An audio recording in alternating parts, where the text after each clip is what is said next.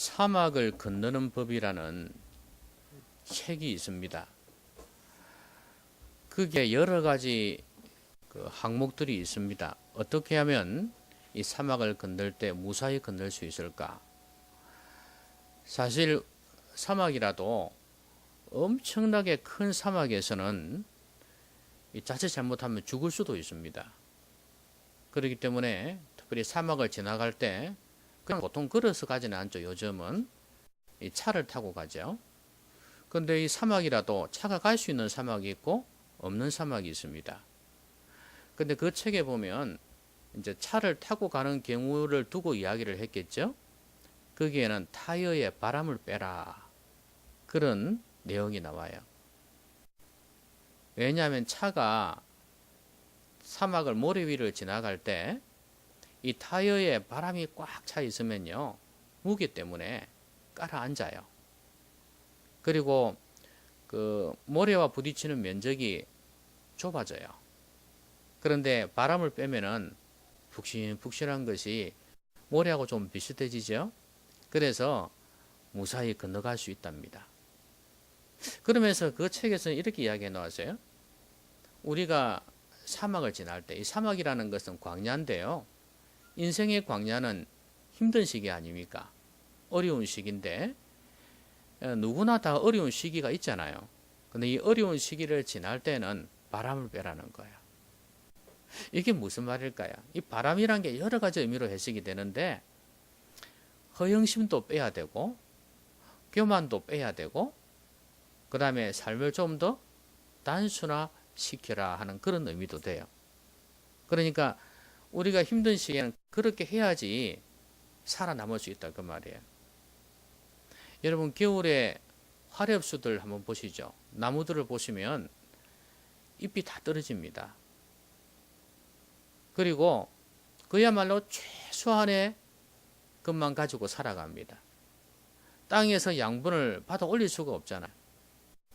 그래서 물도 많이 없고, 그러니까 최소한 생명을 유지할 수 있을 만큼만 쓰는 거예요. 그러니까 나뭇잎도 떨어지고 몸도 모든 게 아마 긴축할 거예요. 자, 그렇게 해서 살아남는데, 일단 힘든 겨울을 지나고 나면은 봄에는 비가 오고 싹이 나고 자라게 되죠. 이제 그때는 다시 원 위치를 회복합니다. 그러니까 이 어두운 시기, 힘든 시기를 잘 헤치고 나가야 돼요. 살아남아야 돼요. 우리가 사는 인생도 어떤 면에서는 이렇게 어렵습니다. 이 어려운 시기를 어떻게 살아야 될까요? 나이 드신 분들은 나이 드신 대로 힘들고, 젊은 사람은 젊은 사람대로 힘들어요. 이 세대 중에 힘들지 않은 사람이 없습니다. 아이들한테 물어보세요. 저렇게 팔딱팔딱 뛰어다니고 까부는 아이들도요, 자기 나름대로는 스트레스 많습니다. 힘들어요. 지금은 방학이라서 그렇지만 학교 마치면 이 학원 저 학원 뛰어다녀야 되죠. 얼마나 힘든지 몰라요. 불쌍해요. 우리 때는 많이 놀았는데 지금 아이들은 놀지도 못해. 너무 힘들어요. 청년들은 안 그렇습니까? 이 삼포 시대가 되어져 가지고 직장도 못 들어가니까 결혼도 안 되는 거고 출산도 안 되는 거고 자꾸 늦어지는 거예요. 모든 걸 포기하는 시대입니다. 꿈이 없어요. 그들의 스트레스는 얼마나 큰지 모릅니다. 나이 드신 분들은 노령화 사회가 되어서 나 혼자만 있는 게 아니고 노인들이 너무 많고, 그러다 보니 옛날처럼 노인 대접도 받을 수가 없어요. 그리고 정신은 밋밋해져 가고 몸은 쇠약해져 가고, 그렇다고 해서 내가 젊은 사람들처럼 제대로 많이 걸을 수도 없고, 운동이라도 하면은 또 건강해질 건데 운동할 수 없는 또 몸이 되어지고, 이거 보통 고생이 아닙니다. 여러분, 이렇게 어려운 시기를 어떻게 헤쳐나가야 될까요? 자, 오늘 본문에는 조금 안 좋은 이야기지만, 이스라엘 백성들의 입장에서 볼 때는 안 좋은 이야기예요. 안 좋은 이야기지만, 이 기브온 족속이라고 있는데요, 이 기브온 주민들이 어떻게 했는가를 보면 어려움을 당했을 때 이렇게 하면 되겠구나 하는 그런 지혜를 얻을 수 있습니다. 이 오늘 이야기 여러분 다 흐름을 파악하셨죠? 읽으시면서. 자, 여러분 이스라엘 백성이 가나안 땅에 들어왔지 않습니까? 제일 처음에 이집트에서 출발했죠. 그죠? 모세가 끌고 나왔지 않습니까? 이끌어 왔는데 그다음 홍해를 건너고 가나안 땅을 광야를 거쳐서 이제 빙 돌아서 40년의 광야 세월 동안에 이제 요단강 동쪽까지 왔습니다. 두 나라를 쳐부수고 강한 나라 있었죠? 바산, 헤스본 이 두 나라를 다 쳐부수고 강을 건넜어요. 요단강을 건너서 이제 서쪽으로 오는 거예요. 이제 이스라엘 땅으로 들어왔습니다. 제일 처음에 여리고성을 쳐부수었습니다. 그런데 거기에서 아간이 범죄했기 때문에 그 다음 아이성에서는 작은 성인데도 대패를 했어요. 그러다가 아간을 처형하고 난 뒤에 정결하고 난 뒤에 이제 하나님께서 두 번째 싸움을 하게 하셨는데 이 아이성을 완전히 진멸시켜 버렸어요. 자, 그리고 난 뒤에 이 소문이 일파만파로 퍼진 거예요. 그 가나안 땅에는 여러 족속들에게 퍼진 거예요. 야, 이스라엘 백성들 보통 족속이 아니다. 숫자도 몇백만 되지만 많지만 야, 그것보다도 그들이 믿는 하나님이 겁나. 봐라. 그렇게 강했던 바산이란 나라, 그 다음에 헤스본이라는 나라, 이 나라들이 얼마나 강했냐, 여리고가 얼마나 강하냐, 다 무너졌지 않냐. 이제 우리 걱정이다, 큰일이다, 이렇게 된 거예요. 그러던 중에 이 여러 족속이 연합을 했습니다. 야, 이대로 당할 수는 없지 않냐. 그들은 살려주지도 않는다. 다 죽여버린다. 그러니까 이제는 어쩔 수가 없다. 빼도 박도 못한다. 그러니까 죽기 아니면 살기로 싸워야 된다. 이렇게 된 거예요. 그래서 이 족속들이 뭉치게 된 것입니다. 연합체를 구성했어요. 그래서 싸우자 이리 된 거예요. 그런데요, 그때 기브온 족속이 배신을 때렸어요. 같이 싸워야 되는데 이 사람들이 겁이 나가지고 이스라엘하고 화친을 맺으려고 한 겁니다. 지금 이스라엘은 어떤 명분도 없어요. 그냥 어떤 이유도 없어요. 가나안 땅에 있는 족속은 전부 멸하는 거예요. 그러니까 이 기브온 족속이 어떻게 했냐면 우리는 이 땅에 속한 자들이 아니다 이거예요. 저 멀리 다른 지역에 사는 사람이니까 우리하고 화친을 맺자 이렇게 된 거예요. 거짓말을 한 거죠. 그래야지 또 이 사람들은 하나님의 이름으로 맹세를 하면 목숨을 걸고 지켜야 되니까 그걸 딱 노리고 와가지고 화친을 맺자고 한 거예요. 자, 그러면 이 기브온 족속의 입장에서 한번 생각해 봅시다. 지금 이들에게 위기 아닙니까? 그렇죠? 이제는 죽는 거예요. 나만 죽으면 괜찮아요. 내 아내고 내 자식이고 전부 다 죽어요. 자, 이런 상황에서 이들이 어떻게 처절을 했는지 한번 보십시다. 자, 이들은 제일 먼저요, 누구와 하나가 되어야 될 것인지를 알았습니다. 누구와 하나가 되어야 될지. 그러니까 처음에는 그들 연합체를 구성했지 않습니까? 그런데 이래 가지고는 안 되겠다고 생각했던 모양이에요. 아무리 5족속이 6족속이 이렇게 합쳐도 못 이긴다. 그렇게 생각하고 이들은 이제는 하나님의 백성들하고 하나가 되어야 되겠다는 마음을 먹게 된 거예요. 그래서 배신을 때리고 돌아온 것입니다. 여러분, 어려운 시기에는 누구와 화평할 것인가가 참 중요해요. 제가 어제 꿈을 꿨거든요. 어떤 꿈을 꿨냐 하면 북한에 갔었어요. 김정은씨를 만났어요. 저도 이런 꿈 잘 안 꾸는데 이상하게 그 꿈을 꾸었어요. 그래서 꾸고 난 뒤에 우리 식구들은 꿈이다 그러는데, 아, 이게 오늘 설교 내용하고 너무 연관이 있어가지고요, 제가 소개를 해드리는 거예요. 북한에 갔는데 광장 있잖아요.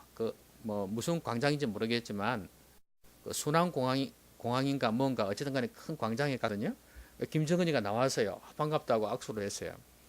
그런데 내가 뭐하러 갔는지는 몰라요. 그런데 그 옆에 있는 여자들 있지 않습니까? 김정은한테 다가와서 농담도 하고 그러는 거예요. 너무 남한 사람들 좀 자연스럽게 농담도 하고 그래요. 우리가 TV로 보는 건 그거 아니잖아요. 아주 경직되어 있는 그런 모습인데, 이렇게 스마트폰 같은 거 이런 걸 보면서 농담도 하고 막 그러는 거예요. 너무 자연스러운 거예요. 마음이 싹 놓이더라고요. 그러다가 이제 이 사람하고 이야기를 하다가 이 김정은이 저보고 뭐라 그러냐면, 커피 한 잔 하고 가시죠. 이러는 거예요. 아마 북한말로 했지 싶은데, 저도 북한말을 한 것 같아요. 제가 북한말을 좀 쓰거든요. 어, 어, 그래서리 제가 뭐라고 말씀했냐면은, 좋지요. 그랬어요. 좋지요. 제가 그때 뭐라고 하냐, 원수라고 이름을 붙였어요.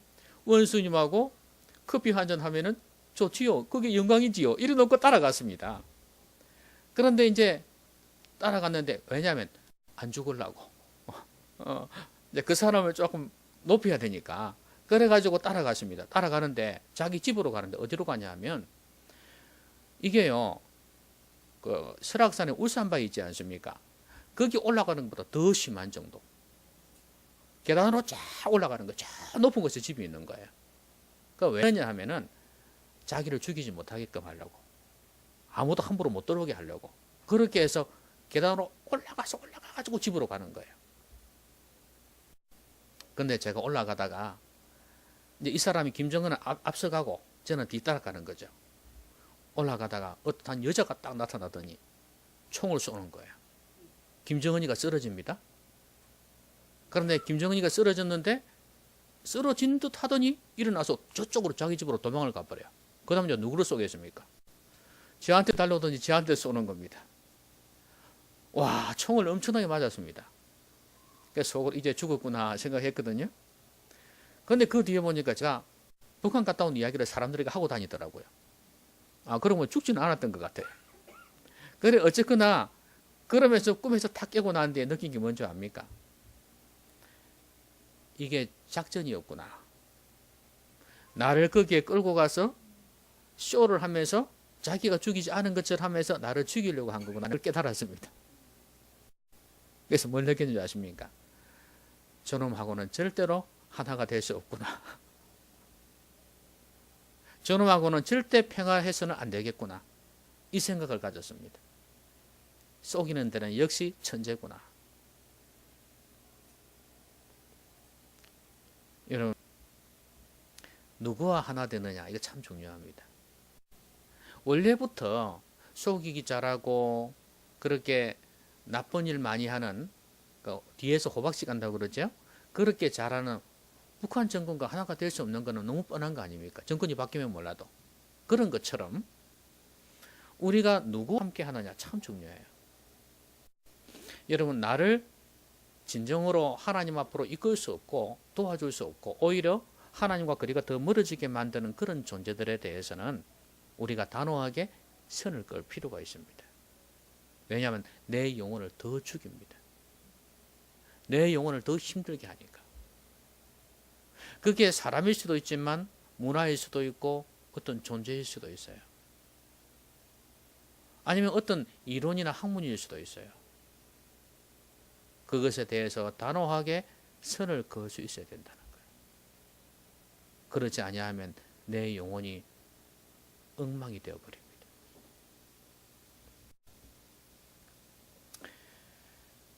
오늘 이 기본 족속들은요, 하나님과 하나가 되어야 되겠다는 마음을 먹은 거예요. 지금 자기 옆에 있는 그 족속들하고 연합체를 구성해봤자 아무 소용없다. 그걸 깨달은 거예요. 어려운 시기에는요, 정말 나를 위해서 기도해 줄 수 있는 사람, 마음에 진정성이 있는 사람, 남처럼 그렇게 소셜한, 그러니까 사교적인 그런 모습은 없다 할지라도 막 그렇게 입으로 립 서비스라 그러죠. 요렇게 하는 그런 모습은 할지라도 진실하고 나를 위해서 기도해 줄 수 있는 사람, 그런 사람은 어려울 때 얼마나 힘이 되는지 몰라요. 저는 여러분들이 그런 사람을 주위에 두었으면 참 좋겠습니다. 그러려면 유유상종이란 말이 있지 않습니까? 내가 그런 사람을 볼 줄 알아야 되고 내가 그런 사람이 되어야 돼요. 특히 결혼을 앞둔 청년들은요, 더더구나 그런 부부를 만난다면 정말 복 중에 복이에요. 내가 힘들 때 하나님 앞에 아내를 위해서, 남편을 위해서 기도해 줄 수 있는 사람, 같이 마음을 써줄 수 있는 그런 사람 만난다는 건 얼마나 큰 복인지 몰라요. 요새 뭐 외모지상주의 그러죠? 학벌 위주 뭐 돈 많은 사람 그러죠? 웃기는 소리 하지 마세요.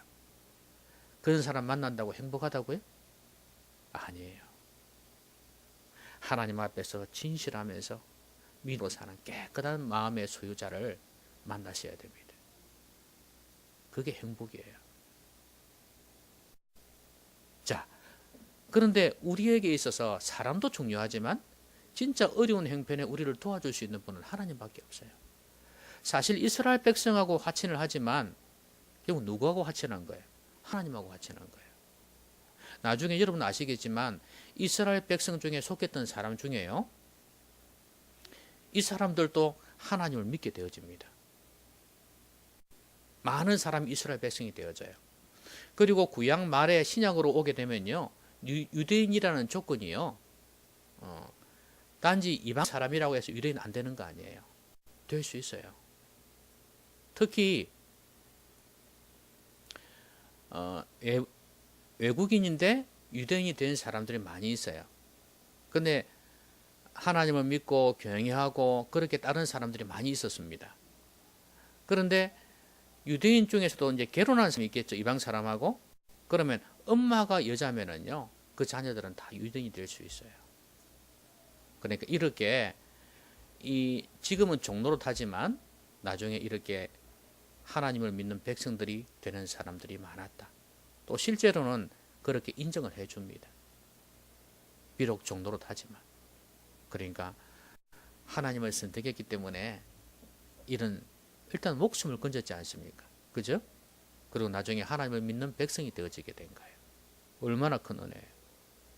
여러분, 어려울 때는 하나님과 하나가 되십시오. 하나님의 손을 붙잡으세요.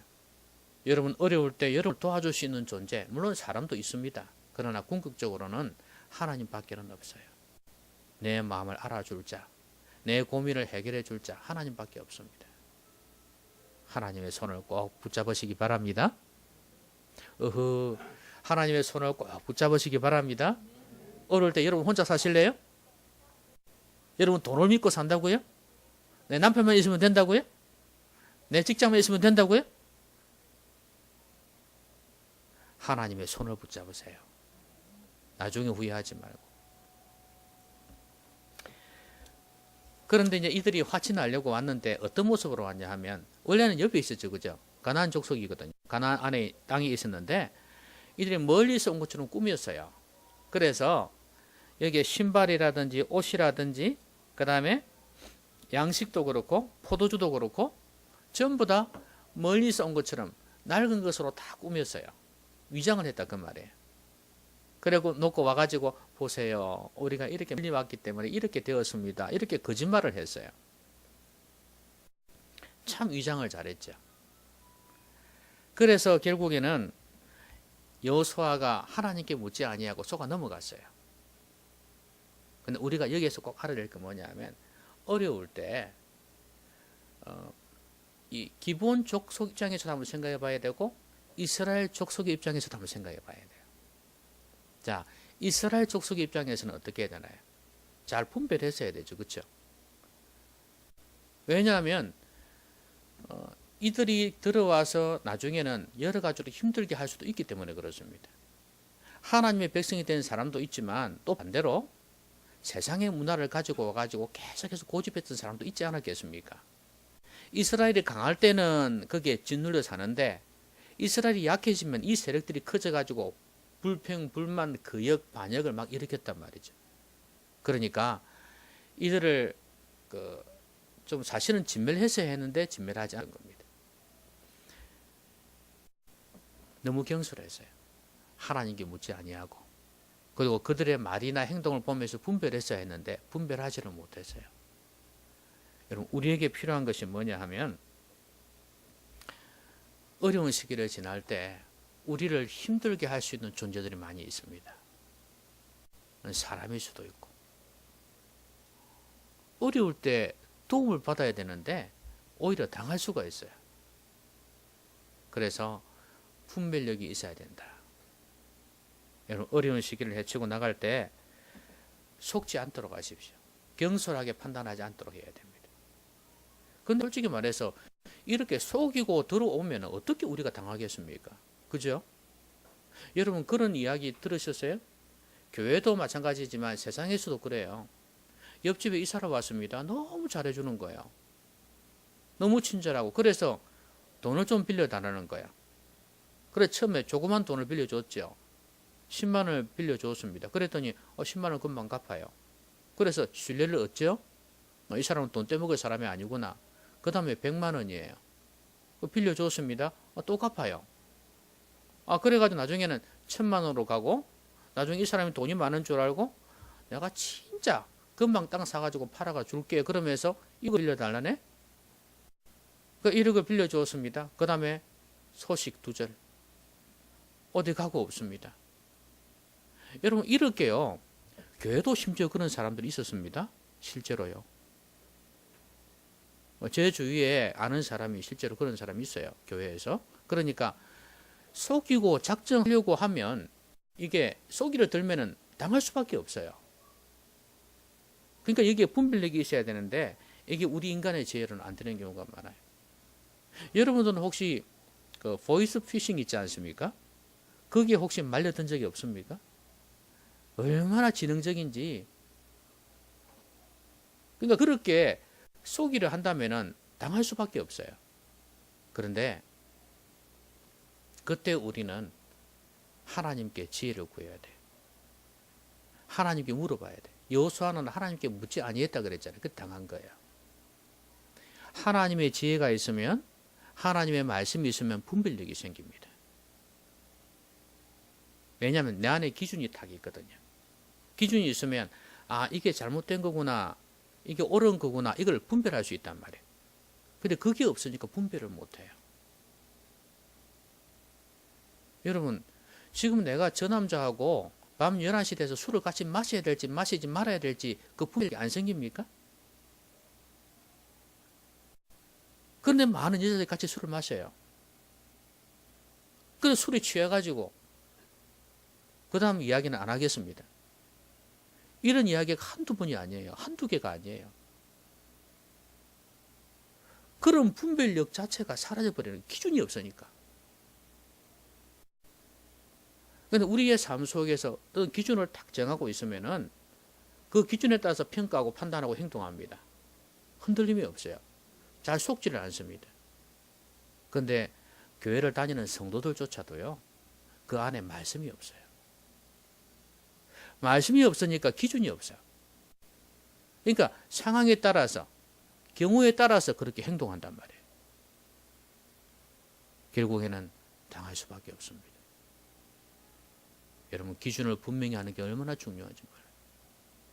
경솔하게 판단하지 말고 행동하지 말고 하나님의 말씀이 중심에 있어서 거기에 따라서 판단하고 행동할 수 있는 여러분들이 되셔야 됩니다. 근데 이 기본 입장에서 보면은 살아야 되잖아요. 그들과 하나가 돼야 된단 말이에요. 그래서 위장을 한 거예요. 어찌 보면 이것은 위장했지만 살기 위한 몸부림이에요. 그리고 이거는 이제 위장은 했지만 사실은 자기들은 이런 모습으로 살겠다는 그런 의미도 되어져요. 이제는 뭐 어떤 대우를 받아도 상관없다. 마지막 절에 그렇게 했잖아요. 그러니까 어려울 때 이 사람들은 자기들을 죽이지 못하도록 위장을 했었습니다. 그런데 위장을 했지만 어쩌면 이들은 이게 그들의 진짜 모습인지도 몰라요. 자, 오늘 우리가 이 세상 살아갈 때, 특별히 힘들 때 좀 자신을 숨길 수 있는 그런 자세도 필요합니다. 너무 드러내지 말고 조금 숨길 수 있는 그런 지혜가 필요해요. 뱀처럼 지혜로우란 말이죠. 뱀이 잘하는 게 뭐냐면 숨는 겁니다. 이게 우리에게 필요해요. 비둘기처럼 순결해야 하지만 뱀처럼 지혜롭기도 해야 돼요. 그렇지 아니하면 당합니다. 이 세상 사람은요, 계속해서 우리를 공격하려고 하고 어쨌든 간에 뭔가를 뺏어 가려고 합니다. 그런 시대예요. 당한단 말이에요. 어쨌든 이용하려고 하고. 그러니까 자기 자신을 잘 숨길 수 있는 그런 지혜가 필요합니다.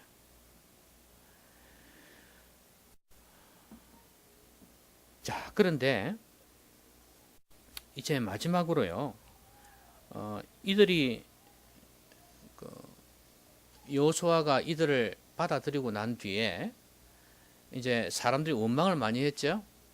왜 죽여야 될 사람을 살려가지고 우리로 하여금 이렇게 두렵게 하느냐. 하나님께 맹세한 거 우리가 지킬 수밖에 없으니 어쩔 수가 없다. 이렇게 된 거예요. 그래서 이제 그들은 물 깃는 자, 나무 패는 자가 되었어요. 그야말로 어려운 일 종로로 타게 되었습니다. 그런데 이제 여호수아가 물었죠. 왜 너희들이 거짓말을 했냐. 그러니까 마지막 절에 그랬잖아요. 마지막 절에 보면 이 땅의 모든 주민을 당신들 앞에서 멸하라 하신 것이 당신의 종에게 분명히 들리므로 당신들로 말미암아 우리의 목숨을 잃을까 심히 두려워하여 이같이 하였나이다 그랬어요. 죽음은 모든 인간이 가장 두려워하는 거죠. 그래서 이 죽음을 피해 보려고 한 것입니다. 죽지 않아야 되는 거니까. 그래서 자기는 죽는 것보다는 차라리 종이 되는 게 낫다고 생각한 것입니다. 자, 우리가 어려울 때 죽음을 두려워합니다. 그래서 사실은 이들이 종이 되는 것은 사실 그 지역에서 편히 사는 것보다는 못하죠. 그러나 죽는 것보다는 낫습니다. 근데 우리도 보면 어려울 때 어떤 행동을 하냐 하면 죽음이 두려워서, 물론 이들은 지혜롭게 한 것입니다. 자기들 입장에서 보면 지혜롭게 한 것인데, 근데 우리도 두려워서, 죽음이 두려워서 선택하지 말아야 될 것을 선택하는 경우가 많이 있습니다. 육신의 두려움 때문에. 성경에는요, 예수님이 오신 목적을 이렇게 기록해 놓았어요. 죽음이 두려워서 생활에 얽매여 종로로 타는 자들을 자유케 하기 위해서 예수님이 오셨다. 그렇게 말씀했어요. 그러니까 사람들이요, 이 먹고 사는 문제 때문에 두려워가지고 생활에 얽매여서 종로로 타고 있다 그 말이에요. 실제로 그렇지 않습니까? 그러니까 이것 때문에 하나님을 믿어야 되는데도 불구하고 하나님께 마음을 열지 않는 사람들이 너무 많아요. 나 바빠요. 먹고 살기 바쁜데 무슨 그런 사치스런 이렇게 생각하는 사람들이 많습니다. 여러분, 죽음을 두려워하면 다시는 돌이키지 못할 선택을 할 수도 있습니다. 그리고 좀 쉽게 이야기하면 먹고 사는 문제, 요것 때문에 잘못된 선택을 할 수 있어요. 어려운 시기에는요, 그것 가지고 선택하면 안 됩니다. 죽음을 뛰어넘어야 됩니다. 특히 성도는 죽음을 뛰어넘지 못하면 일을 그르치는 경우도 많고 무엇보다 큰 일을 할 수가 없어요. 어려운 시기에는 이 망한다, 죽는다 하는 걸 뛰어넘을 수 있어야 됩니다. 그렇지 아니하면 그게 자꾸 두려워서 두려움 때문에 아무것도 못합니다. 맨날 주저주저 하는 거예요.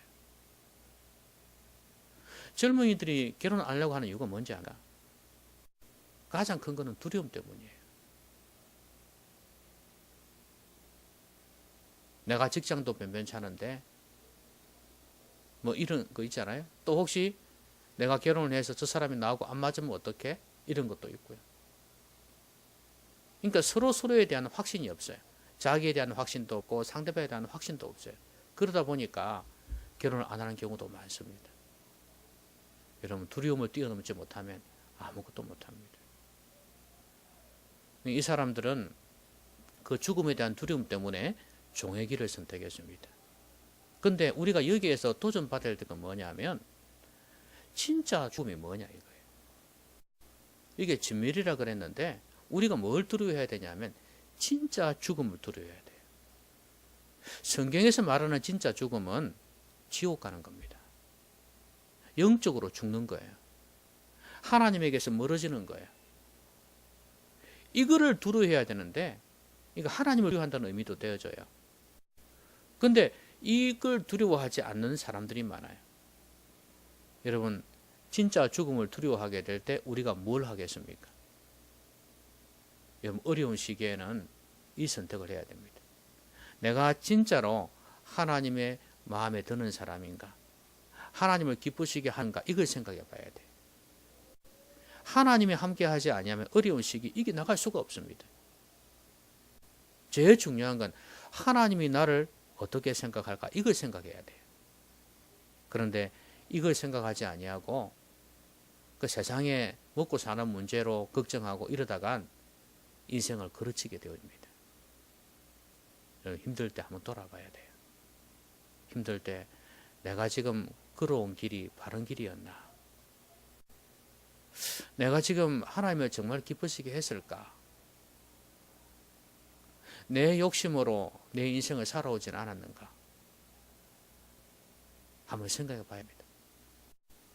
그래서 하나님을 진정으로 두려워하고 오히려 마귀의 종로로 타고 하나님을 떠나게 되는 그것을 두려워해서 바른 선택해야 안 되겠습니까? 이들은 육신적으로 보면 참 바른 선택을 했어요. 그래서 죽음이 두려워서 이스라엘과 화친을 한 거죠.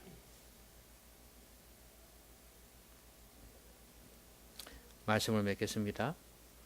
오늘 우리는 어려운 시기를 다 겪고 있습니다. 힘들어요. 이때 우리가 해야 될 것은 오늘 기본 족속과 이스라엘 백성들과 이 관계 속에서 그 비결을 찾을 수가 있어요. 어떻게 해야 되는가? 제일 먼저는 누구와 연합하냐? 누구와 하나가 되냐 하는 거예요. 누구와 손 잡느냐 하는 거예요. 여러분 주위에 좋은 사람이 있어야 돼요. 근데 좋은 사람이 있으려면 내가 좋은 사람이 돼야 돼. 진실한 사람이 돼야 돼. 그리고 나를 위해서 기도해 줄 수 있는 사람이 돼야 돼. 그 정도로 영적인 여유가 있어야 돼요. 그게 배필이든 친구든 아니면 같이 사는 동료든 아니면 같은 성도든 이런 사람들이 있어야 어려운 시기를 잘 헤치고 나갈 수 있어요. 그러니까 우리의 진정한 동반자는 누굽니까? 하나님이에요. 하나님. 임마누엘, 하나님이 우리와 함께 계시다. 예수님의 또 다른 이름이에요. 예수님이 우리와 함께 하시면 된다 그 말이에요. 여러분 어려울 때 하나님께 손 내미십시오. 하나님께 조금 돌아섰던 마음이 있다면 돌이켜서 하나님과 하나가 되십시오. 화목하시라고요. 어려울 때 도와줄 수 있는 분은 하나님밖에 없습니다. 그리고 어려울 때는 분별력이 있어야 됩니다. 그 어려울 때는 선택해야 될 게 많거든요. 그때는 분별력이 있어서 바로 선택을 해야 돼요.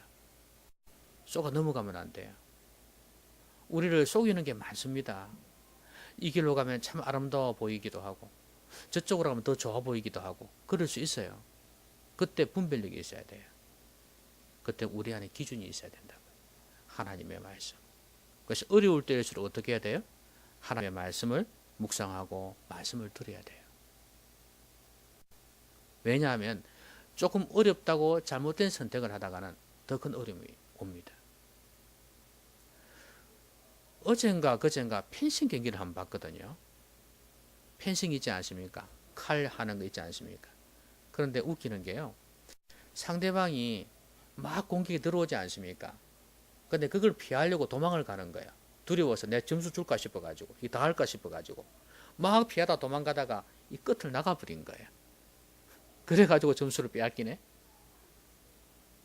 차라리 그런 생각 들잖아요. 차라리 그럴 바에야 어차피 같이 당하는 거, 빼앗기는 거, 한번 덤벼들어보지. 이런 생각이 들더라고요. 또 어떤 경우는 나가지는 않아도 피하다가 그냥 또 당하는 경우도 있고 그래요. 아, 참 아깝다 싶은 생각이 들어요. 차라리 그때 좀 덤벼들어서 좀 싸우지. 여러분, 두려워서 피하다 보면 더 당합니다. 그러니까 너무 피하려고 하지 말고 어떤 기준을 다 가지고 있어야 됩니다. 어떤 경우에도 흔들리지 않는. 싸워 이길 수 있는 그런 우리가 돼야 어려울 때 이길 수 있습니다. 헤쳐나갈 수 있어요. 그 다음에 죽음이 두려워서 결국은 이들은 선택을 이스라엘을 선택했습니다. 우리가 배워야 될 부분이 바로 그겁니다. 우리는 하나님을 두려워해야 됩니다. 그래서 바른 선택해야 돼요. 그래서 그때는 하나님께서 정말로 내 어려울 때 내가 하나님 기쁘시게 했는가? 하나님이 나와 함께 하시겠는가? 내가 잘못된 건 뭔가? 한번 생각해 보는 그런 시간을 가지는 것이 어려울 때 우리가 해야 될 일입니다.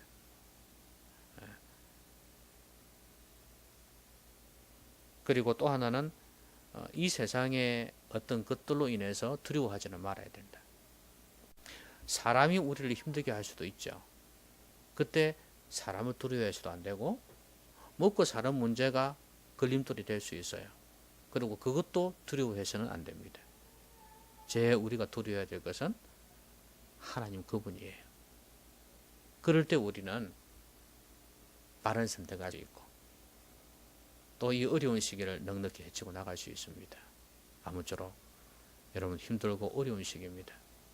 그런데 여러분 어려운 시기를 지나가게 할 수 있는 힘은 하나님밖에 없어요. 무더운 여름도 힘들겠지만 여러분 인생 자체가 힘들 겁니다. 잘 이기시고 극복하시고 승리하시는 여러분 되시기를 주의 이름으로 기원합니다. 같이 한번 기도하십시다.